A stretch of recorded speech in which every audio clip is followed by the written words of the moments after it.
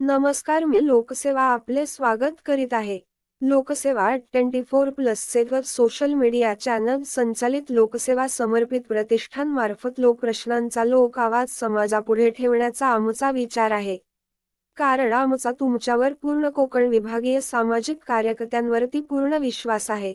जर ही बातमी तुम्हाला वास्तव परिस्थिती निगडीत आहे असे वाटले तर जास्तीत जास्त लोकांपर्यंत शेअर करा आणि सबस्क्राईब करायला विसरू नका। विधानसभा 2024 ची निवडणूक काही महिन्यांवर आली आहे तरी सुद्धा मुंबई-गोवा महामार्गावरील काम काही पूर्ण झालेले दिसत नाही।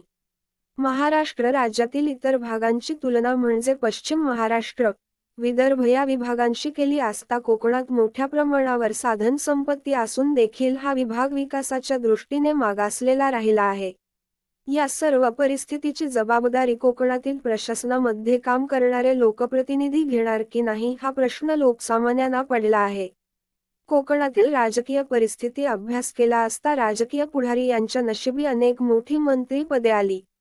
तब्बल 5 वेळा कोकणात मुख्यमंत्री पद आले।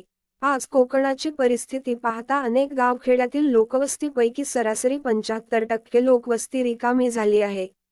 तळ कोकणात तसेच मध्य कोकणात खासदारकी, आमदारकी, जिल्हा परिषद, ग्रामपंचायत, नगरपंचायत निवडणुका लागल्यावर उमेदवारांना प्रचाराकरिता मुंबई, पुणे, बडोदा यांसारख्या शहरात जावे लागते व लोकप्रतिनिधी सुद्धा समाजसेवेच्या भावनेने कोणताही मनामध्ये संकोच न ठेवता मुंबई, पुणे, बडोदा यासारख्या शहरात प्रचाराकरिता जातात। काही लोकप्रतिनिधी यांना हा त्रास 2-3 वेळा नशिबाला आला आहे। परंतु गप्पा घुमान हा त्रास सहन करून 2-3 वेळा आमदार खासदार होऊन देखील ते हा त्रास सहन करीत आहेत। तरी महाराष्ट्र शासनाला विनंती आहे की आमदार खासदार व लोकप्रतिनिधी यांना होणारा त्रास लक्षात घेऊन तरी कोकणात रोजगार आणावा। म्हणजे गावे पुन्हा भरतील। आमचे लोकप्रतिनिधी अजून किती वर्षे मुंबई, पुणे, बडोदा येथे निवडणुकीच्या प्रचाराकरिता जातील?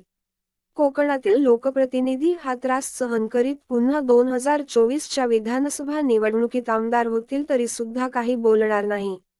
म्हणून महाराष्ट्र शासनाने कोकणातील लोकप्रतिनिधी यांना होणारा त्रासाचा विचार करून कोकणात रोजगार आणावा।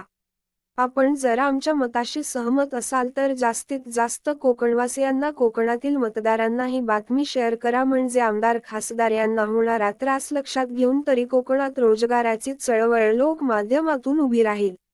धन्यवाद।